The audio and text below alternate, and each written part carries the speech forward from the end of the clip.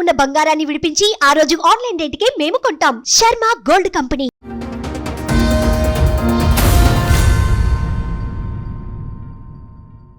నాకంటే మా నాన్నకంటే పెద్ద ఆయన. అమ్మో, ఇప్పటికీ 13 మ్యారేజ్ అయింది. ఇప్పటికి 13 పెళ్ళిళ్ళు అయినాయి.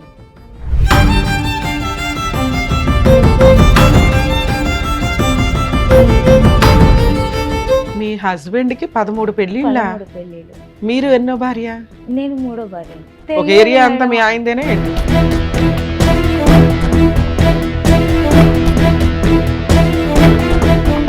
మూడో భార్య కింద ఎందుకు వెళ్లాల్సి వచ్చింది? ఒక భార్య చనిపోయింది.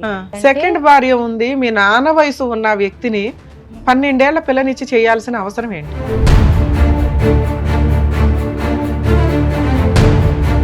మరి ఒక్కగానొక్క ఆడపిల్లని, పసిపిల్ల 12 ఏళ్ళు అంటే పిల్లకి ఏమీ తెలియవు. ఎవరో వచ్చిర్రు, ఇలా కూర్చున్నారు, అది మ్యారేజ్ అని చెప్పి సైన్ చేసేసారు, పెళ్ళి అయిపోయింది. మీ నాన్న వయసు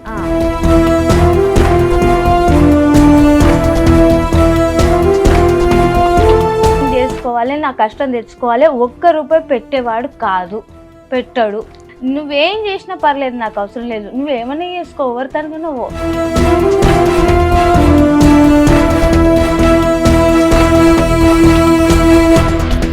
ఇప్పుడు మీరు సెకండ్ వైఫ్ ఒక ఇంట్లో ఎంత కాలం ఉన్నారు? ఒక 4-5 years ఉండొచ్చు మేడం. 4-5 years ఉన్నారా? అవును.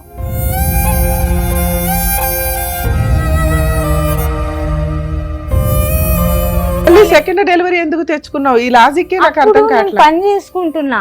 పని చేసుకుంటే పర్వాలేదా? సెకండ్ డెలివరీ, థర్డ్ డెలివరీ అట్లా కానొచ్చా?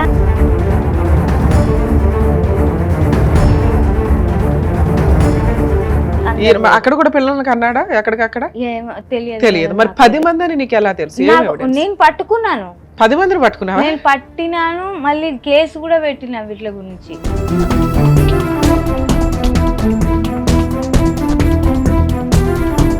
ఎవరు లేరు, ఎక్కడ వెనక లేరు, ముంగట లేరు, ఎవరు లేరు, సపోర్ట్ లేదు. ఆ పిల్లల్ని పెట్టుకొని 18 నిండుతున్న ఆమెకు నేను ఎంతగానో మనం చేయాలమ్మా.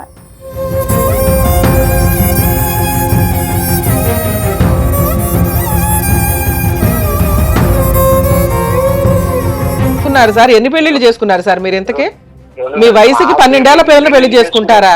కొడుకు ఉండాలి కదా సార్, పెళ్లిళ్ళు చేసుకున్నా చెప్తేనే ఇంటనే అయిపోయానా?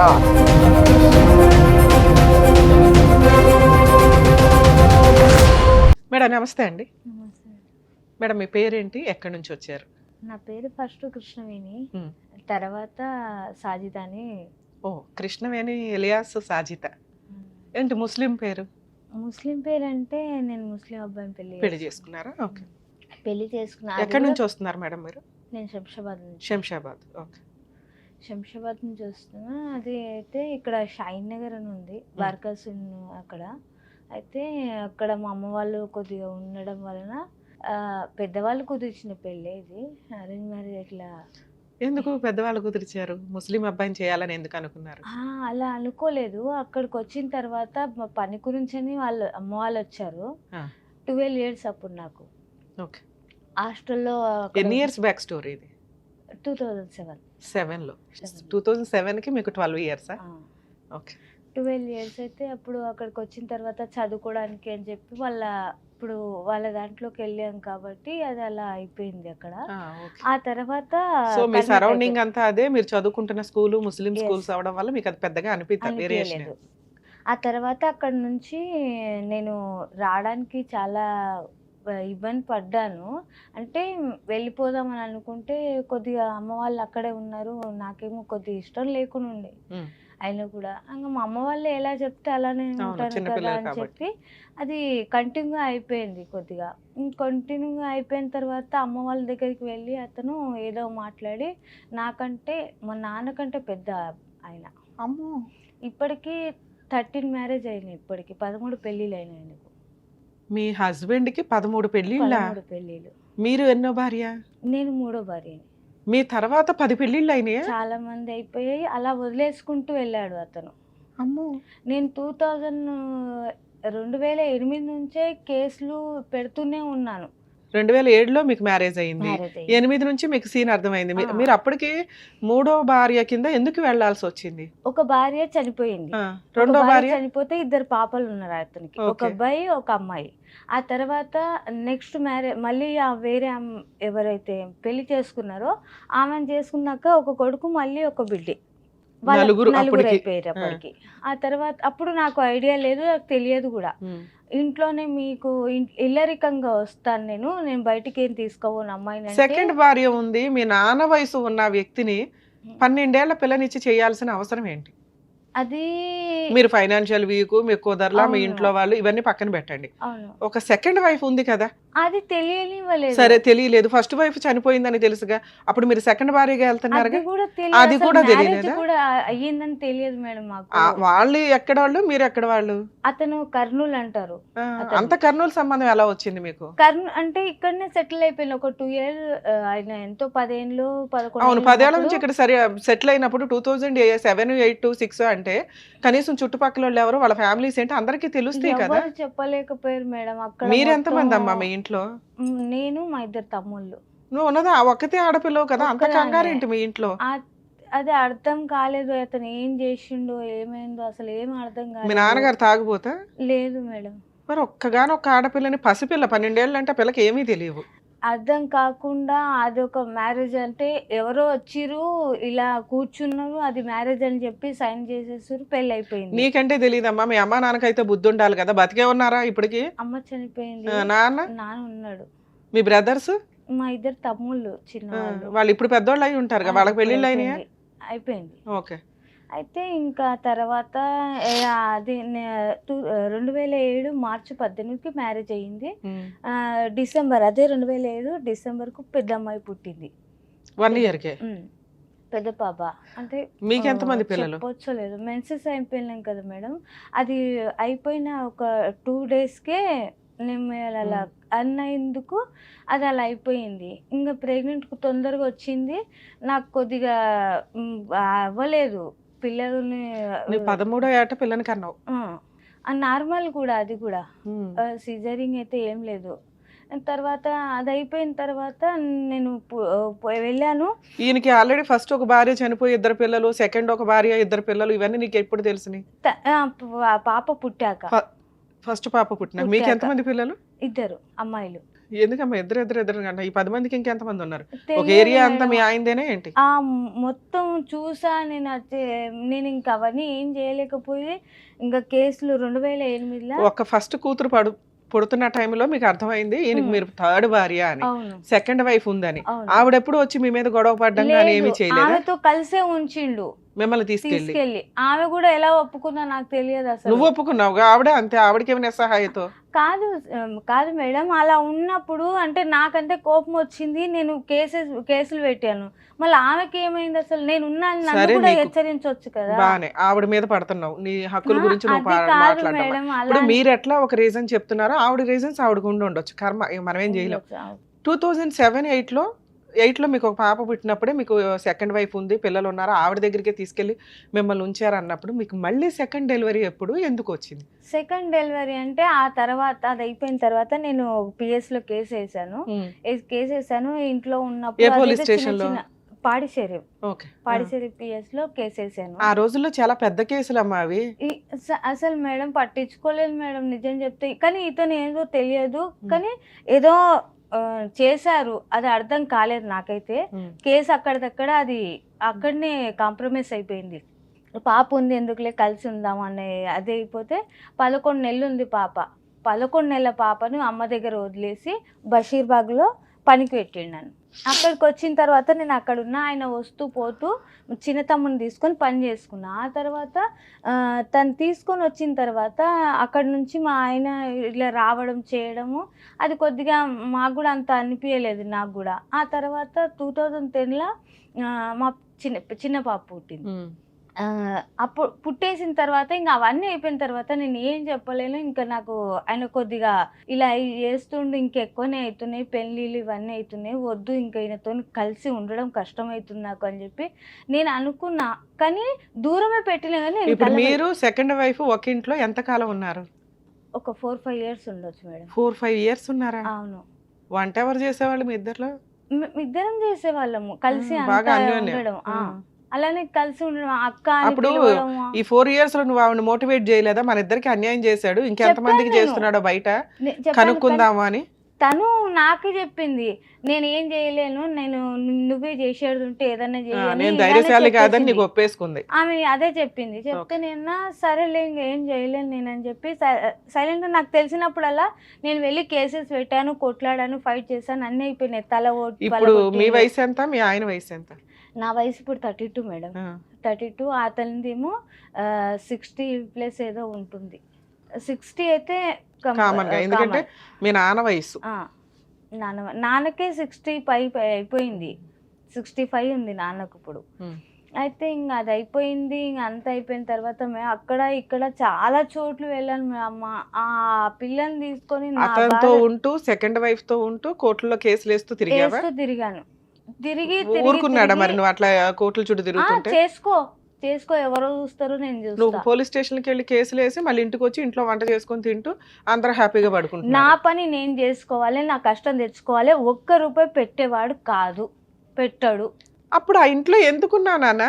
నాకు మళ్ళీ సెకండ్ డెలివరీ ఎందుకు తెచ్చుకున్నావు? ఈ లాజిక్కే నాకు అప్పుడు అర్థం నేను కావట్లేదు. పని చేసుకుంటున్నా. పని చేసుకుంటే పర్వాలేదా? సెకండ్ డెలివరీ, థర్డ్ డెలివరీ అట్లా కానొచ్చా? అలా అని కాదు మేడం, నీ తిండి నువ్వు తింటున్నావు, నాకు కొద్దిగా అర్థం నీ కాలేదు. తిండి నువ్వు తింటున్నావు, నీ పిల్లలు నువ్వు పోషించుకుంటున్నావు, నువ్వు పోరాడే అంత శక్తి మీకుంది. ఉన్న టైంలో మళ్ళీ సరే ఇదే లైఫ్లో స్పాయిల్ అయిపోయిన లైఫ్ ఎందుకు వచ్చింది? నేనేదో ఫైనాన్షియల్గా స్ట్రాంగ్గా ఉందో ఉన్నంత వరకు సర్దుకోవడం, ఆ టైంలో నీకు పెద్ద నాలెడ్జ్ ఉంటుంది కాబట్టి. రెండోది ఒక స్టేజ్ వచ్చినాక బయటకు వచ్చేద్దాం, ఒక పిల్ల చాలు కదా, మళ్ళీ ఇంకో డెలివరీ అంటే ఎందుకు? నాకు అంత అనుభవం లేకపోయిందమ్మా. అదొకటి ఏంటంటే, 2 పిల్లలు అయిపోయిన తర్వాత నాకు ఒకటి తెలివి అనేది కొద్ది వచ్చింది అప్పుడు. ఆ తర్వాత నేను ఏం చేయాలో నాకు అర్థం కాలేదు. ఇంకా నేను అతను దూరం పెట్టేశాను. ఇంకా కలవడం అనేటివి ఏది లేకుండా అయిపోయింది. 2016 మొత్తానికి ఇంకా అసలు చేతులు ఎత్తేసిండు ఆయన సైలెంట్గా. ఇక్కడ నేను అతను అలా ఉంటారు, ఇంటి ముంగటనే ఇల్లు ఉంది. ఇప్పుడు అతని ఇంట్లోనే ఉంటున్నాను నేను. ఇక్కడ దాకా వచ్చినా కూడా నువ్వేం చేసినా పర్లేదు, నాకు అవసరం లేదు, నువ్వేమన్నా చేసుకో, ఎవరి తనగా నువ్వు. 2010లో లీగల్ గా ప్రొసీడ్ అవ్వడానికి స్టార్ట్ అయ్యారు. సెకండ్ డెలివరీ అతనికి ఇంటి ఎదురుగా షిఫ్ట్ అయ్యి ఎంతకాలం అయింది? అంటే ఇంట్లో నుంచి బయటకు వచ్చి వేరే ఉంటున్నారు అన్నావు. అవును, వేరే అంటే అతని ఇల్లే అది కూడా. అదే అతందే, వేరే ఉంటాం అంటే అతనితో కలిసి ఉండట్లా ఒకే షెల్టర్ లో. అవును. మరి మీ అక్క ఏదైతే ఉందో సెకండ్ ఆవిడ అతనితో పాటే ఉంటుందా? ఉంటుంది. మధ్యలో ఈ 10 మంది ఇప్పుడు 15 ఏళ్ళు నువ్వు చెప్తున్న స్టోరీ, వాళ్ళంతా వదులుకుంటూ వెళ్ళిపోయారు మేడం. అతనికి ఏం చేయండో ఏం చేసిండో అవన్నీ వదిలేసుకుంటూ. సో మీ ఇద్దరు నేను పర్మనెంట్ గా ఉన్నారు. ఆ తర్వాత 10 మంది Yes, అందరూ అక్కడ కూడా పిల్లలకి అన్నాడా? ఎక్కడికక్కడ తెలియదు తెలియదు. మేడం మరి నాకు. 10 మంది అని నీకు ఎలా తెలుసు? ఏం evidence? నేను పట్టుకున్నాను, 10 మందిని పట్టుకున్నావా? నేను పట్టినాను. మళ్ళీ కేసు కూడా పెట్టినా వీటి గురించి. ఎవరు ఆమె శ్వేతారెడ్డి అని ఉండే, అక్కడికి వెళ్తే అక్కడ కేసు అయింది 498A. ఓకే, అది కేసు అయింది. దాని గురించి తిరుగుతున్నాడు. ఇంకా నేను ఏం చేయలేను అంటే, నా పిల్లలకే కావాలి, నాకేం అవసరం లేదు ఇప్పుడు. సో ఏదైనా ఒక ఫుల్ అండ్ ఫైనల్ సెటిల్మెంట్ చేస్తే బాగుండు అనుకుని 15 ఏళ్ల నుంచి పోరాడుతున్నామా. ఇప్పటిదాకా ఎక్కడ పోయినా సరే తిరుగుడు అవుతుంది, అంతకు మించి ఏం అవ్వట్లేదు నాకు. సరూర్నగర్ ఉమేష్ పిఎస్కి వెళ్ళా, బాలాపూర్కి వెళ్ళా, పాడిషేరికి వెళ్ళినా, ఇంకా చాలా చోటుకి వెళ్ళినా. ఇలా కూడా వచ్చిన, ఇంకా ఇక్కడికి వెళ్ళాలి, ఇంకెప్పటిదాకా వెళ్ళాలి. కోర్టుకి వెళ్ళావా? ఎందుకని? నాకు ఇవ్వలేదు కదా ఏది, నాకు అసలు రప్పిలే, చెప్పలేదు, ఫోన్ చేయలేదు. కోర్టుకి వెళ్ళాలి కదా, కోర్టుకి ఎందుకు వెళ్ళాలి? అంటే కోర్టుకి వెళ్ళాలి అంటే నాకు కాల్ వస్తే నేను వెళ్తాను కదమ్మా, నాకు అర్థం కాలేదు అది. అడ్వకేట్ని ఎందుకు పెట్టుకోలే? నా దగ్గర అంత స్తోమత ఉంటే నేను ఇక్కడ దాకా వస్తానా అమ్మా? అసలు ఏం పని చేస్తారు మీరు? నేను లేబర్ పని చేసుకుంటున్నా. మీ పిల్లల వయసు ఎంత ఇప్పుడు? ఏం చేస్తున్నారు వాళ్ళు? ఒక అమ్మాయికి ఇప్పుడు 2015కి, ఇప్పుడు 2015కి, ఇప్పుడు ఈ డిసెంబర్ కదా, 15కు 18 వస్తాయి పెద్ద అమ్మాయికి. రెండో అమ్మాయికి 17. పిల్లలు చదువుకుంటున్నారమ్మా? ఓకే. ఇక్కడికి ఎందుకు వచ్చారు? నాకు ఏదో ఒకటి పిల్లలకు ఆదరు చూపించాలంటాను అనుకున్నామా. అమ్మా మీరు పోలీస్ స్టేషన్లకు వెళితే మీరు ఏం కేసులు వేసుకోవాలో మీకు చెప్పుంటారు. చెప్పలేదా? చెప్తారు తల్లి. ఒకటే చెప్పారు 498A, అది పోలీస్ స్టేషన్ లో అక్కడ వేస్తారు. సార్ నేను అడ్వకేట్లు పెట్టుకోలేను, నా పిల్లలకి నాకు నెల నెల మెయింటెనెన్స్ కావాలి అని అడిగితే ఫ్రీ లీగల్ ఎయిడ్ కి పంపిస్తారు కదమ్మా మిమ్మల్ని. 15 ఏళ్లలో మీకు ఒక్కళ్ళు కూడా ఈ సలహా లేదు, చెప్పలేదా? అసలు మా సలహా షోలు చూసినా నేను నీకు అర్థం మిమ్మల్ని అవుతుందిగా. చూసాకే వచ్చాను ఇక్కడ దాకా. అయ్యో మీ వీడియోస్ చూసాకే నాకు కొద్దిగా ధైర్యం వచ్చింది ఇక్కడికి రానికే.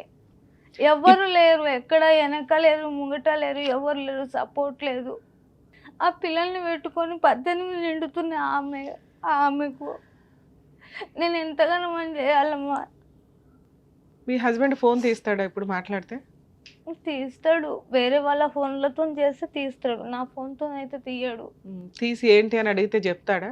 చెప్తాడు, ఏంటి కేసు ఇలా అయ్యి ఏన్నది అని అడిగితే మరి ఏం చెప్తాడో తెలియదు, ఐడియా అయితే లేదు. కేసు అయితే ఉంది ఆల్రెడీ. ఇప్పుడు మీరు ఉంటున్న ఇల్లు ఎవరి పేరు మీద ఉంది? ఎంత వాల్యూ చేస్తుంది? 75, అది 75 గజాలు అంటారు కదా మేడం. అది 2 రూమ్లు ఉన్నాయి.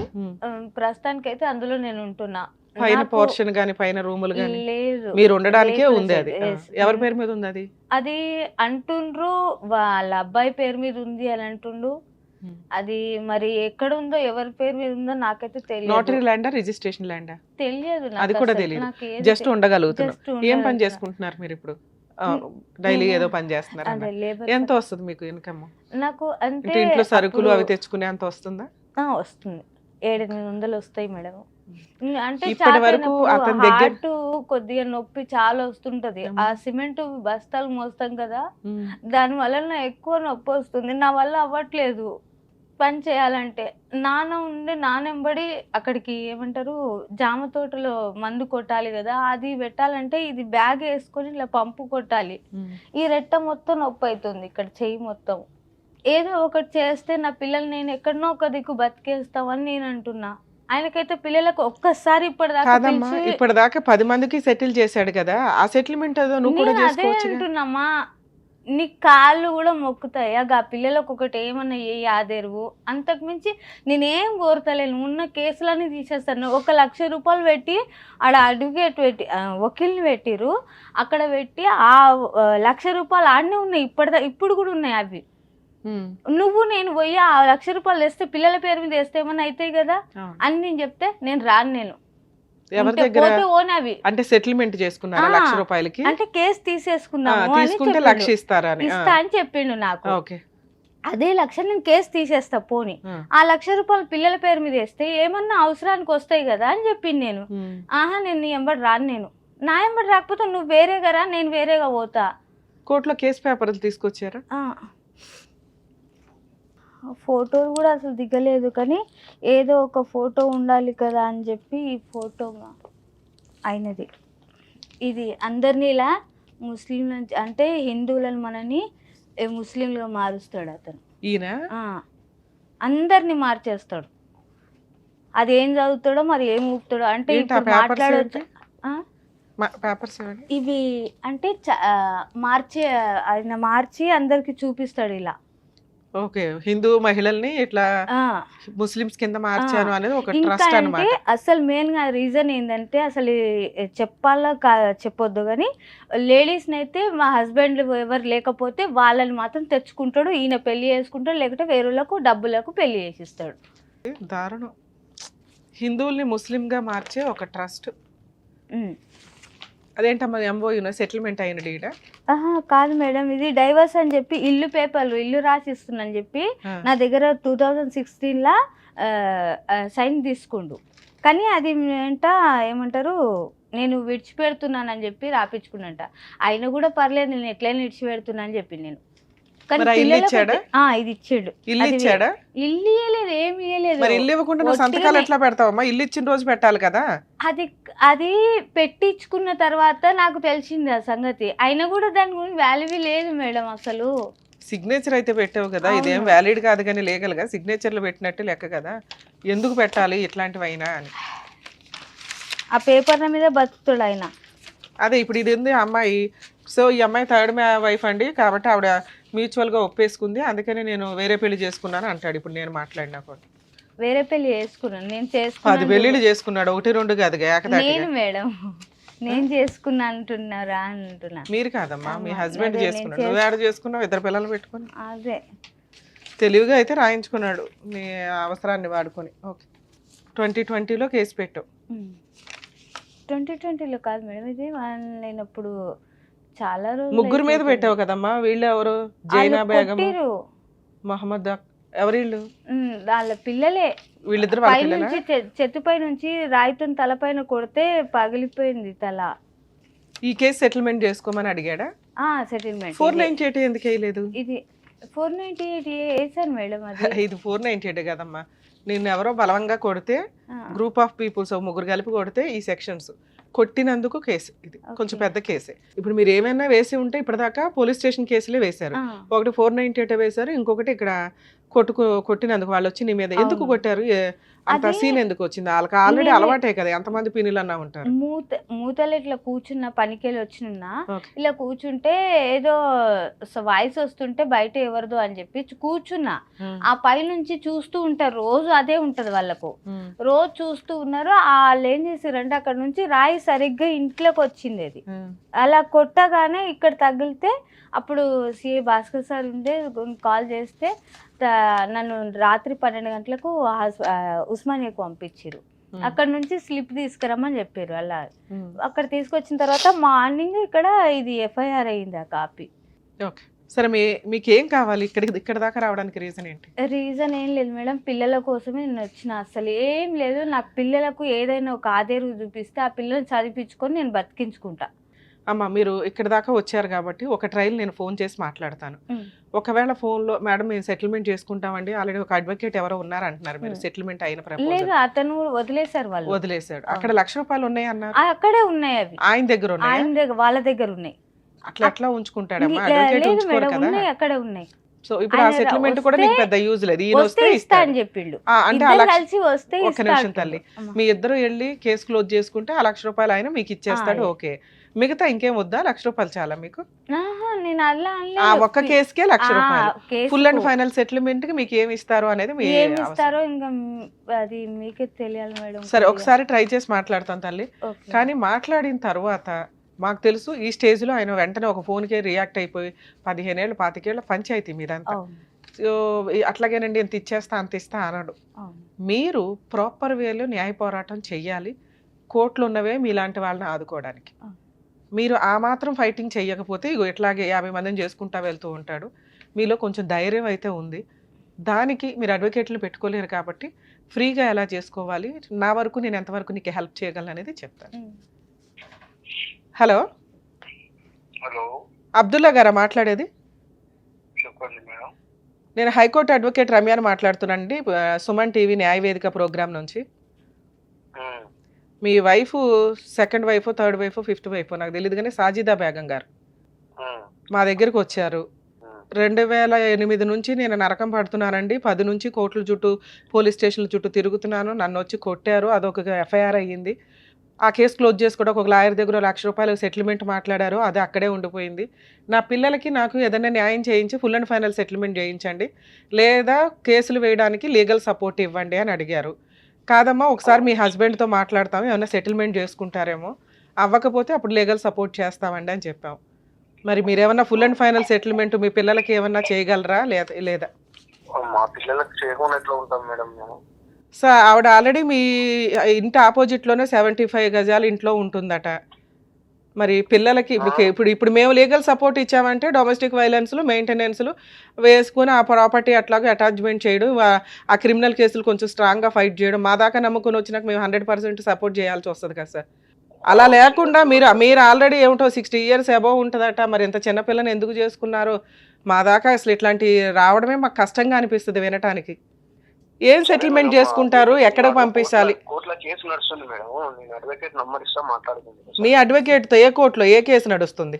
నేను అడుగుతున్నది కేసు, క్రిమినల్ కేసుల గురించి కాదు, ఫుల్ అండ్ ఫైనల్ సెటిల్మెంట్ పిల్లలకి ఆవిడకి ఏం న్యాయం చేయగలరు అని. ఆల్రెడీ కేసుకు తిరుగుతున్నా మేడం నేను. మా అడ్వకేట్ నంబర్ ఉంది, నంబర్ ఇస్తాను, లేకుంటే అడ్వకేట్ తో మాట్లాడిస్తాను.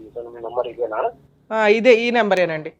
మీకు సెటిల్మెంట్ చేసుకునే ఉద్దేశం ఉంటే ఒక 1 week టైం ఇస్తున్నాం సార్, మీ అడ్వకేట్ తోటి మాట్లాడించండి, లేదా ఇక ఈవిడికి ఫ్రీ లీగల్ ఎయిడ్ ఎట్లా కేసులు వేయాలి ఏంటని చేయిస్తాం. కోర్టే చేస్తుంది ఇంకా న్యాయం.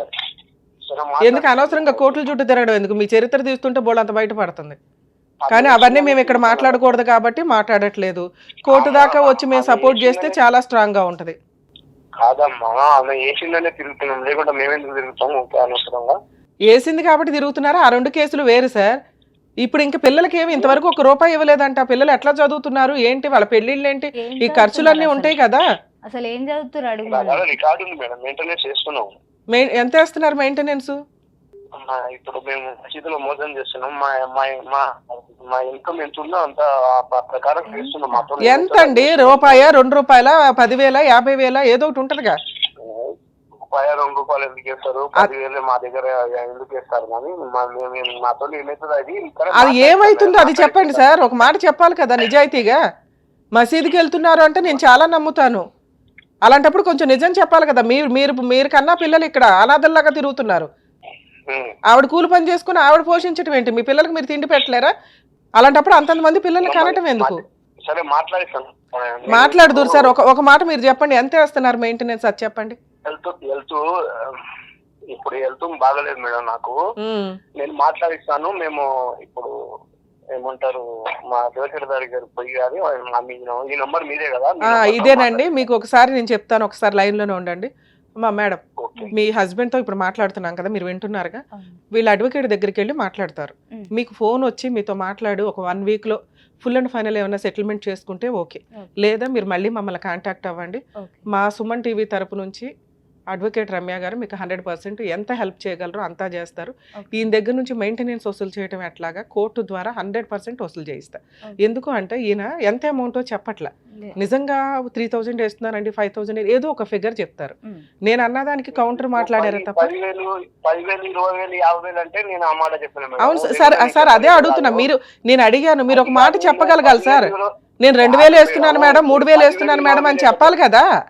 ఒక మసీదు మోజన్ కు 10,000, 20,000 ఎట్లా చెప్పగలుగుతారు మీరు అని నేను చెప్పిన. నేను చెప్పాలన్నా మరి ఎందుకు పెళ్లి చేసుకున్నారు సార్? ఎన్ని పెళ్లిళ్ళు చేసుకున్నారు సార్ మీరు? ఇంతకీ మీ వయసుకి 12 ఏళ్ల పిల్లల్ని పెళ్లి చేసుకుంటారా? కొడుకు ఉండాలి కదా సార్. మీ పెళ్లిళ్ళు చేసుకున్నా చెప్తేనే ఇంటనే అయిపోయానా? అసలు మీరు ఎన్ని పెళ్లిళ్ళు చేసుకున్నారు చెప్పండి నాకు. భలే నేను చెప్పింది తప్పే అయితే నువ్వు చెప్పు, మళ్ళీ ఏం చెప్తున్నావు చెప్పు. కాదు, 2 పక్కల వినాలి కదా మేడం. అందుకే సార్ మిమ్మల్ని అడుగుతున్నాం కదా, మీరు చెప్పండి సార్. మీరు చెప్పండి. నేను 2 క్వశ్చన్లు అడుగుతున్నాను సార్, ఇంకేం అడగట్లా. మీరు ఎట్లాగో మీ అడ్వకేట్ ద్వారా మాట్లాడతానన్నారు, ఆయనతో మాట్లాడతాం. కానీ మన వ్యూయర్స్ కూడా జనాలకి తెలియాలి కదా ఈయన ఎంత మంచి వ్యక్తి అని. ఇప్పుడు 1 side మాట్లాడితే కరెక్ట్ కాదు. నేను 2 క్వశ్చన్లు అడుగుతున్నా. మీరు మెయింటెనెన్స్ ఎంత ఇస్తున్నారు వాళ్ళకి? 2,000 ఇస్తున్నారా? మా 2,000 వస్తున్నాయ్యా? లేదు, నాకు దానికి అవ్వట్లేదు, దాంతో కావట్లేదు అని చెప్పి ఒక 1 month కింద నేను అడిగాను.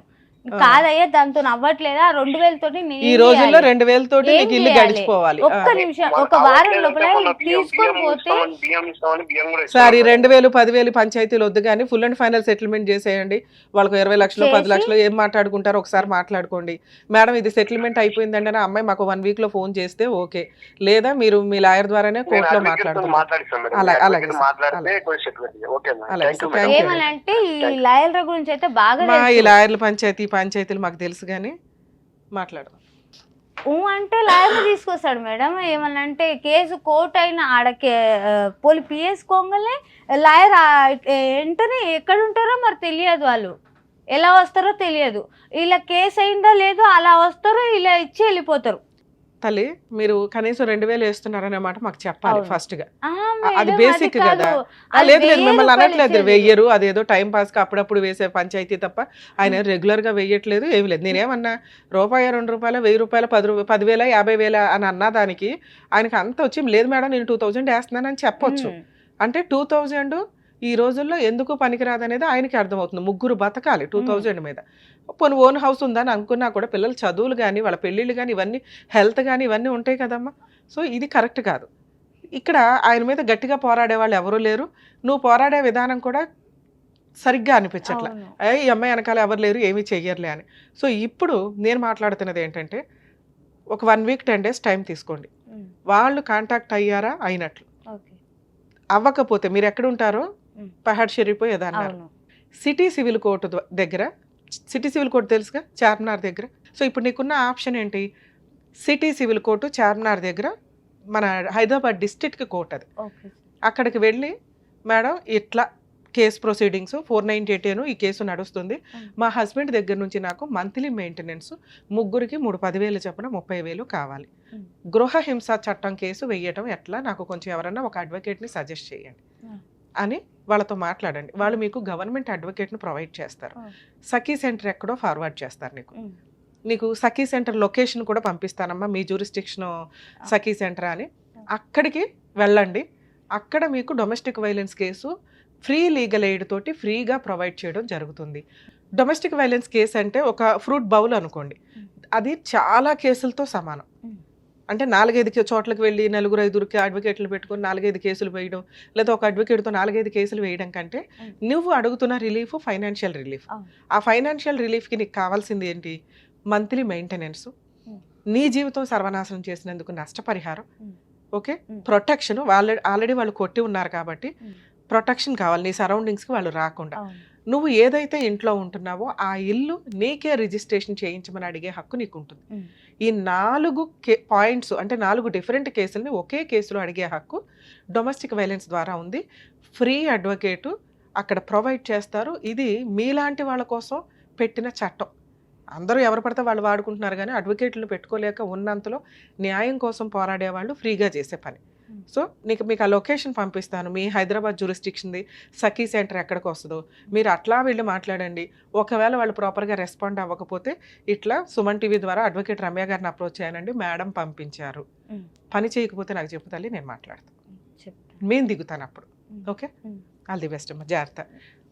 ఇక్కడ ఒక్కసారి ఆలోచించండి, 60 ఏళ్ళు అంటే ఇప్పుడు పెళ్ళి 25,000 25 years అనుకుంటే, ఒక 12 ఏళ్ల అమ్మాయిని 40 ఏళ్ళు 45 ఏళ్ల వయసున్న వ్యక్తి పెళ్లి చేసుకుంటూ ఉన్నప్పుడు అంత ఫైనాన్షియల్గా అంత హీనమైన పొజిషన్లో ఉన్న కనీసం ఆడపిల్లల్ని అలా వదిలేయండి. మేబీ ఇది 20 ఏళ్ల క్రితం స్టోరీ అయ్యి ఉండొచ్చేమో, కానీ ఇప్పుడు కూడా కొన్ని ఏరియాల్లో అలాగే నడుస్తుందండి. ఎందుకంటే మొన్న ఒక మైనర్ మ్యారేజ్ కేసు 2 years బ్యాకే, పిల్లకి 15 ఏళ్ళు 25 ఏళ్ల అబ్బాయిని ఇచ్చి పెళ్లి చేశారు. సాఫ్ట్వేర్ అండి, ఇదండి, మాకు పలానా క్యాస్ట్లో ఆడపిల్లలు దొరకట్లేదు. మా నాన్న, ఆ అమ్మాయి వాళ్ళ నాన్న పచ్చి తాగుబోతు. ఆ తాగుబోతు భార్యను కొట్టి, నానమ్మను కొట్టి, అంటే తాగుబోతు వాళ్ళ అమ్మను కొట్టి ఆ పసిపిల్లని తీసుకొని వెళ్ళి ఒక వ్యక్తి చేతిలో పెడితే గట్టిగా 2-3 monthsకి అతని హెల్త్ ప్రాబ్లం బయటపడింది. ఏంటంటే అతని 2 కిడ్నీలు డ్యామేజ్. ఆ 2 కిడ్నీలు డ్యామేజ్ అయితే ఆ అబ్బాయి వాళ్ళ అమ్మ ఒక కిడ్నీ ఇచ్చింది, అది కూడా స్పాయిల్. ఎందుకంటే నాన్న ఎంత పనికి మాలిన తాగుబోతో అంతకి డబుల్ తాగుబోతూ అబ్బాయి. ఆడపిల్లని వదిలించుకోవడం అంటే ఇంత దరిద్రంగా ఆలోచించొద్దు దయచేసి తల్లిదండ్రులు. తండ్రి తాగుబోతూ ఓకే, కనీసం నానమ్మ అమ్మ ఈ రోజున బాధపడి మా ఆఫీస్కి వచ్చి మాట్లాడారు, కానీ ఆ కేసుల్లో లీగాలిటీ. ఇప్పుడు ఆ పిల్ల వయసు ఎంతో తెలుసా? 17 ఏళ్ళు. అందులో 2 years ఆ పిల్ల ఆ డయాలసిస్ కోసం హాస్పిటల్లో, నిమ్స్ హాస్పిటల్లో తిరుగుతా కూర్చుంది. వెక్స్ అయిపోయి ఆ పిల్ల ఎక్కడో ఇంట్లో నుంచి పారిపోయి అక్కడ చెట్ల దగ్గర కూర్చొని ఉంటే ఎవరో ఫోన్ చేస్తే ఆ నానమ్మ అమ్మ వెళ్ళి పిల్లని తెచ్చుకొని ఆఫీస్కి తీసుకొచ్చి మేడం హెల్ప్ చేయండి అని అడిగితే ఏం చేయగలం? మీకు బుద్ధి ఉండాలి ఫస్ట్. ఇంత పసిపిల్లలకి పెళ్ళిళ్ళు చేసుకుంటూ, అమ్మ తల్లి మీకు ఇక్కడ రిక్వెస్ట్ చేస్తున్నా, మీరు కూడా అంతే నిస్సహాయ స్థితిలో ఉన్నారు. మైనర్ మ్యారేజ్లు ఎంత వరస్టో కొంచెం తెలుసుకుంటే, ఎందుకంటే చేసిన వాళ్ళు చేసుకున్న వాళ్ళు ఇద్దరు కూడా జైలుకి వెళ్ళాలి, క్రిమినల్ ప్రొసీడింగ్. అలాగే మైనర్ అమ్మాయి 18 years లోపు, మేడం నాకు ఈ మ్యారేజ్ వద్దు, నేను వదిలించుకోవాలనుకుంటున్నానంటే తనకి తానుగా, అంటే 18 years లోపు అయితే గార్డియన్గా వాళ్ళ అమ్మో వాళ్ళ నాన్నో వాళ్ళ పెద్దమ్మో ఎవరో ఒకళ్ళు ఉండి డైవర్స్ కేసు వేయొచ్చు. దాంట్లో ఏ క్రూయాలిటీ ప్రూవ్ చేసుకోవసరలా, ఏమీ అవసరం. అది డైరెక్ట్గా అనల్మెంట్ ఆఫ్ మ్యారేజ్ కిందకు వస్తుంది, అది వ్యాలిడే కాదు.